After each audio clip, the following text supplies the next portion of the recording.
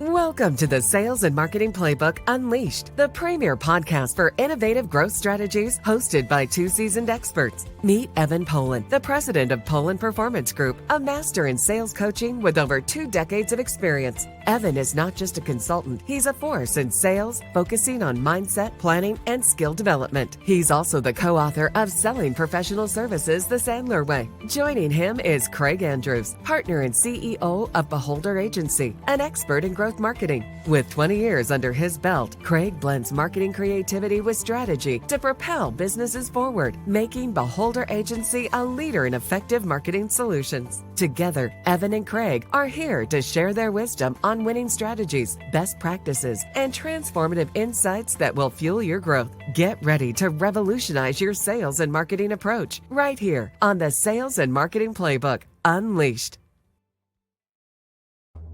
And welcome to the Sales and Marketing Playbook Unleashed. I'm Craig Andrews, and that's my partner in crime, Evan Polin. Hi, Evan. How are you today? I'm doing great today. How are you doing, Craig? I'm doing awesome. So I know you're a big baseball fan. Because I'm a basketball fan, I'm afraid of making the mistake in this. But in baseball, they have a series, right? A series. They play a series of the same team X number of games in a row. No, and fortunately, our home team, the Phillies, have been in the playoffs the last couple of years. So, best of 3 in the wild card, best of 5, best of 7 in the World Series. Yep. So, well, I'm going to give us today. Today, we're going to do the final best of 3. So you have one, I have one, and now today, the decision-making game of the elevator pitch. So we're going to cover some real best practices or real world examples of some bad elevator pitches that you're going to instruct us on in terms of what could have been better or how it is used. Sure. And Craig, not to be cheesy, but we're 1-1. The audience is the real winners. The fact that we're doing a 3rd episode on the elevator pitch. Wait, where's my drum set? Right? Here we go. So, like I said, I'm going to mention some elevator pitches here as if we were at a cocktail hour or Phillies game or wherever you want to be. And these are some of the elevator pitches that I kind of put together. And I want you to kind of give me your feedback on it. Sure. And I think that the other thing that's going to be really important that I think we should cover before the end of today is how we can take the spoken elevator pitch and really help any of our clients that may be using email to do outreach, sending cold outreach out, and how to turn that spoken elevator pitch into a really good, really impactful email that you can send to a prospect that may actually get your response. That's brilliant. And I agree with that 100%. So here's the first one. We're leveraging cutting-edge AI-driven SaaS solutions to optimize synergy and drive scalability for enterprises of all sizes. Do you need a coffee or something? Yeah. What was that English? I recognized a bunch of the words. Okay. But I'm not sure that I could come up with a coherent message. Yeah. So one thing, if you are using a lot of jargon in your elevator pitch, take the jargon out. If it's not conversational, people are going to tune out. The assumption that I like to make, unless I absolutely know otherwise, is that the audience I'm talking to is on like a 7th or 8th grade comprehension level. I want to be straight, easy to the point. It should not be difficult for somebody to follow along with what you're saying. And if you are not 150% certain that people know what the industry jargon is, drop the jargon and talk in layman's terms so that anybody can understand. That makes perfect sense. And so let's talk real briefly in terms of the impact that this might have on sales reps who are doing that. So sales reps who are doing it, what I like to say, the person that you're talking to, their eyes are going on screensaver. Physically, they still may be looking at you, but mentally, they're thinking about what are they having for dinner, what's going on this weekend, the ball game going on tonight. Or if you are at a networking event or if you're at a trade show, for people who are watching this on YouTube, you can see what I'm doing. The other person that you're talking to has their head on a swivel, looking over your head, next to you, maybe behind them, to try to find anybody else to talk to. Because you just haven't captured their attention, because you're using a lot of jargon and it's going to be difficult for the other person to follow along. So that's a sign when people are doing neck exercises while you're trying to explain what you do. you have a bad elevator pitch. That is correct. And it may be time to try to change it up a little bit. That's right. That's right. So I'm going to go to the next one here. Be prepared. I know you're a little tired after the last one. Well, we started about 5 years ago with the idea that businesses need a better way to manage their workflow. Over time, we've developed a suite of tools from CRM to automation that integrate seamlessly with existing systems, offering cloud-based solutions that, you ever seen SpongeBob? And 5 minutes later. Uh-huh. And that's what we do, Evan. So, occasionally when I work with folks, they don't fully listen, and they thought I said 30-minute elevator pitch when I really said 30-second elevator pitch. Yeah. But for all of you in the audience, think about yourself. When you're talking to somebody you don't know, how much time are you giving them before determining whether we're going to stick with this conversation or, again, mentally move on? We really need to hit it hard within that first 20 to 40 seconds in terms of capturing somebody else's attention, or they are going to move on. Unless they are being paid to listen to you, they are not going to sit there and listen as you go on and on and on and on and on and on and on. So they don't need to know what's on page 37 of your brochure. Yeah. In the initial conversation where we're just trying to start a relationship. So this is a good example of us to kind of interlude with the email conversation, right? Now, when we introduced this and it started this episode, we didn't say read the email that you might send them, right? From start to finish. So let's talk about how something so long-winded, make sure your emails are not long-winded. What would your feedback be on that? Absolutely. Along with those lines, my guess is a large majority of the people listening to us, their prospects are reading their email on their phone. If they open up your email and it looks like it's going through multiple screens and they've got to keep scrolling, they're going to hit delete before they get to that second paragraph. So when we're sending emails, it needs to be short, sweet, to the point. Yeah. For me personally, in my email, I am doing a very quick 1 to 2 sentence introduction. I am taking my elevator pitch and I am turning it into 2 or 3 bullet points. In my bullet points, I'm talking about problems that I solve, things that are costing your prospect money, things that could help them make money, things that are going to help them save time, make their job easier, limit their liability. But I want to, within the email, punch them in the face with 2 or 3 things that I might be able to help them with. And then a quick call to action at the end. How are we going to connect? Is it a link to your calendar at the bottom? Is it suggesting a couple of times to talk? Is it sharing with them what else you're going to follow up with? But a real quick 1 to 2 line call to action. Maybe if you've worked with other clients in the same industry, other names that they would know, maybe name dropping the names of 1 or 2 companies that may give you credibility, and then signing off. But if somebody needs to keep scrolling through, they ain't reading the email. So just keep that in mind. So to add to that, I want you guys to think about this from a marketing perspective and the channel it took to get to that email to those people. Generally, it's definitely cold, but just answer real quick, Evan. In terms of the email, how would you have gotten that email? Maybe from a referral, maybe from somebody in your network. So the chances of them opening that email is slightly better if it's through that portal. Go ahead. You were going to say something? Correct. No, I absolutely. So I'm getting it through there, or you're seeing who's liked, commented something that maybe you posted on a LinkedIn to let you know that at least your name should ring a bell.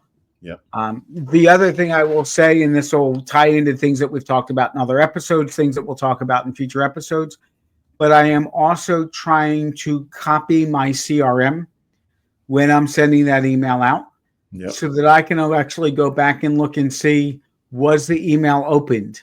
If there were any links in the email that anybody clicked through, so that, again, I can quickly see whether or not somebody is engaging with that email I'm sending out. And I've got one repository, one true source of truth to see how many emails went out, what were in those messages, and again, whether or not anybody's paying attention to what's being said. So what I loved about your answer is I'm taking you to the dark side of the marketing parts a little bit. You've hit the two buzzwords for me: data and engagement. That's my side of the fence. Remember, That's right. a good one, right? So those parts of the things are important, which again, back on the episode what I won in terms of the marketing piece and the elevator pitch, the engagement in the marketing becomes very important because it's the center line for elevator pitches in terms of keeping it simple. If they understand you once with a simple message, they should understand you twice.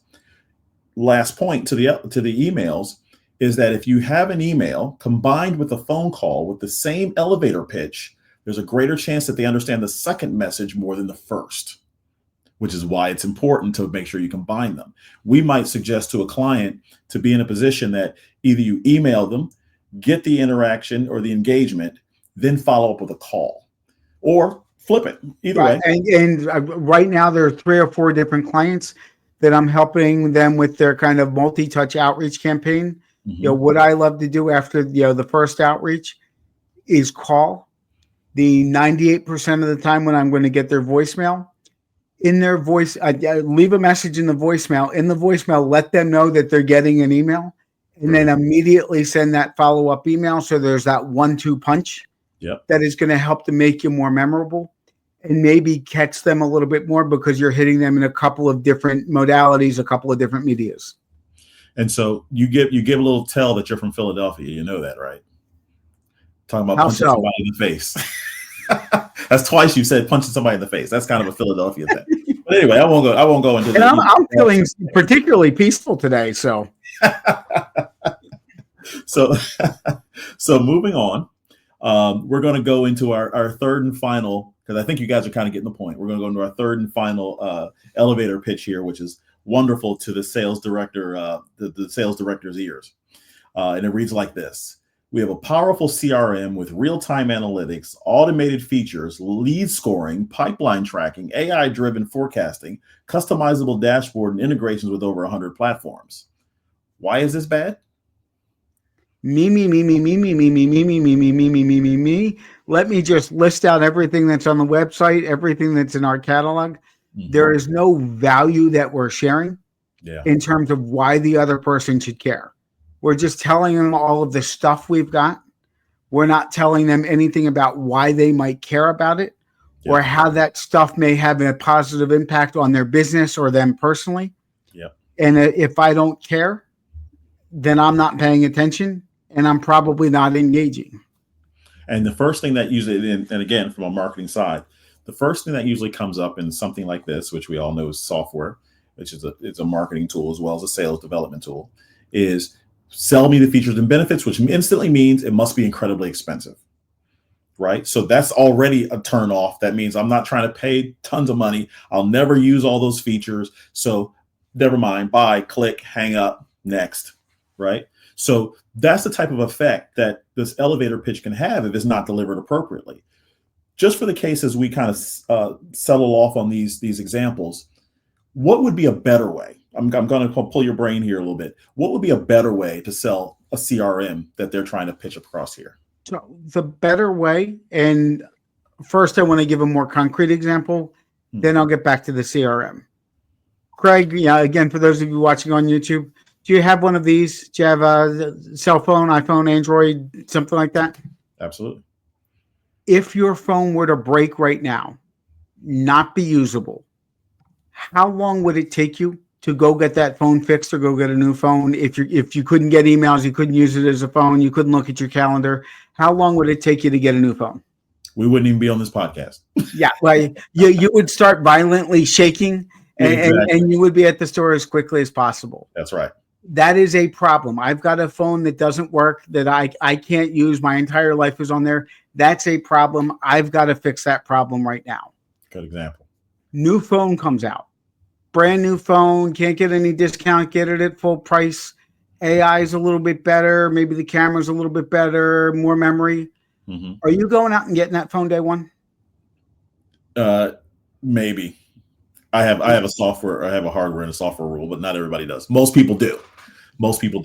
Okay, so most people aren't running out the day that it drops to Hmm. be the first one in line to get it.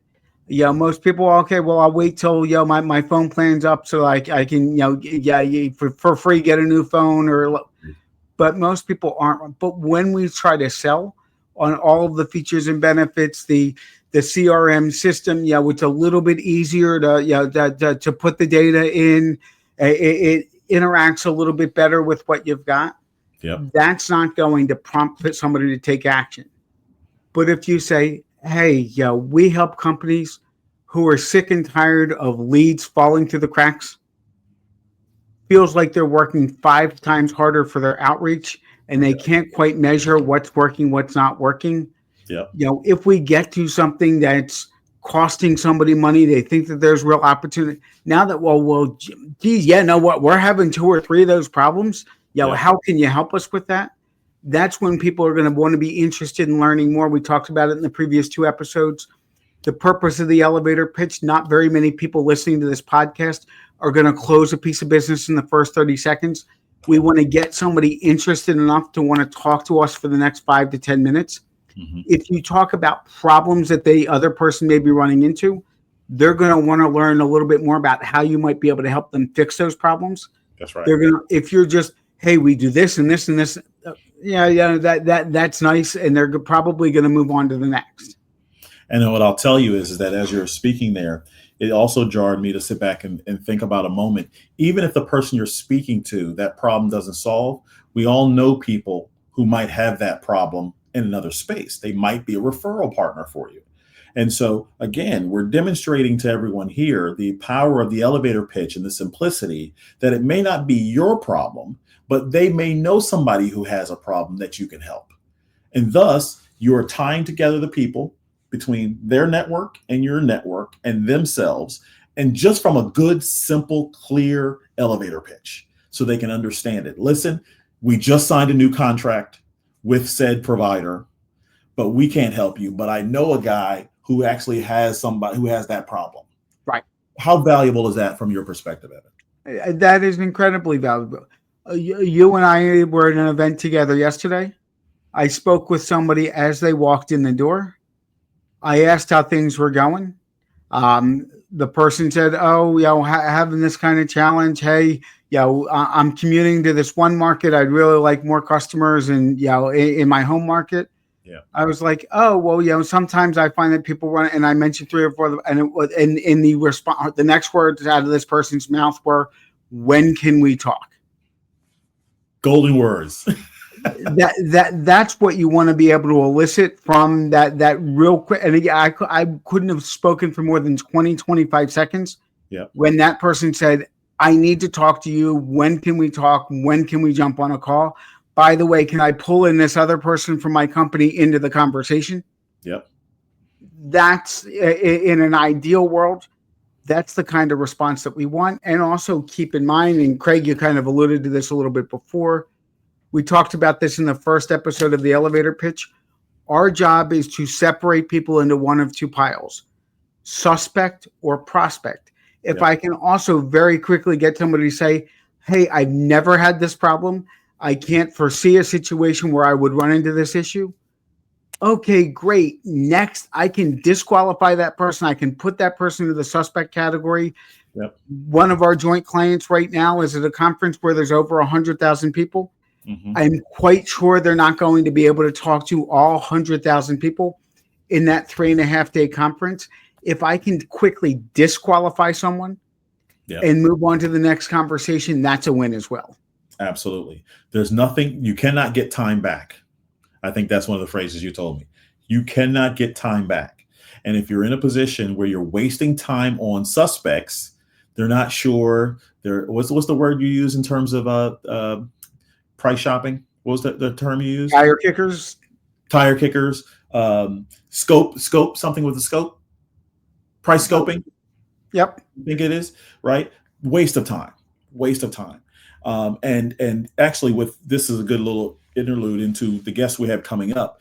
We're going to have a lot of guests for you guys coming up here soon. And I want you to understand one of the missions that Evan and I have in our year of experience of doing podcasts together is that we want to bring people that's going to give you actionable insights in terms of how you can improve your business. Evan, why don't you give everybody just a brief idea of the kind of the people that we have coming through the next few episodes?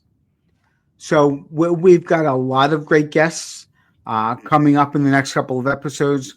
We've got one who is a LinkedIn guru who's going to share with you a number of actionable things that you can do. Absolutely. To increase your effectiveness through LinkedIn. We have a scaling up coach. Let me try to get that out. Coming up in a couple of weeks, really talk about how to really drive value in conversations, how to really get your business from where it currently is to that next level. We're going to have somebody else coming on board who was a wellness expert in terms of helping to get everybody on the same page and kind of optimizing everybody so that they can then have their full attention into moving objectives forward for the company. So we've got a number of really, really good guests that are going to be coming up in the next couple of weeks. And so we are dedicated. We are dedicated to giving you action, giving you information, giving you the playbook. We are telling you the play that you should be running to help grow your business. Is this the best tips we have for you guys? No. If you want the best tips, you got to hire us, right? If you want the best tips, you got to hire us. But we're giving you some ideas of the type of things that we could touch upon for you. And so again, understand, if you want more information, you can ask us questions, type in the comments. You can comment and write us and get an idea, or you can subscribe and hear more and more and more details that will help you guys get a little better. So again, like, subscribe, comment. That's what we're asking you for. I don't think it's complicated. So again, you can find us on Apple. You can find us on Amazon. You can find us on all the major platforms in podcasting. You can go to YouTube and see our wonderful face here and understand that we're only going to get looking better. We're only going to be looking better as time goes on. The more you look at us, I was going to say, Craig, people are going to go on and go, well, if guys like this, guys who look like this can be successful, then anybody's got to be able to do it. We have a chance. So again, I want to conclude. I'm Craig Andrews. This is Evan Polin. We've been giving you guys the playbook on the series of the elevator pitch, and we're going to have some other stuff coming up. Vision boards we talked about. That's right. What did we else talk about? We talked about trade show prep, which is starting to come up in the springtime, right? And more trade show. So we're going to try and deliver a lot of stuff to you guys. I hope you're listening. I hope you're watching. I hope you're learning. And I hope you subscribe, because we're going to have a lot of information that you guys can really adapt to. And we'll go from there. Whether you like us or not, we're going to be here. And so take it and love it. That's my Philadelphia side. I'm coming with it. And we'll talk to you guys. Just don't punch anybody in the face. We will not punch you in the face. Maybe. Anyway, so Evan, you have any final words before we go? Just like, subscribe, and keep up with us. There you go. Craig Andrews, Evan Polin, got it the right way. And we'll talk to you guys next time. Bye-bye now.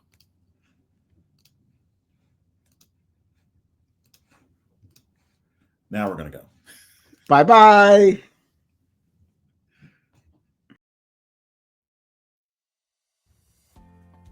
Thank you for joining us on this exhilarating journey through the world of sales and marketing. Remember, the playbook is in your hands, and the possibilities are limitless. Keep exploring, experimenting, and innovating, and watch as your business reaches unprecedented levels of success. Don't forget to subscribe to the Sales and Marketing Playbook Unleashed on all major podcast platforms, and follow us on YouTube, Facebook, and LinkedIn for even more exclusive content. Until next time, keep hustling and keep winning.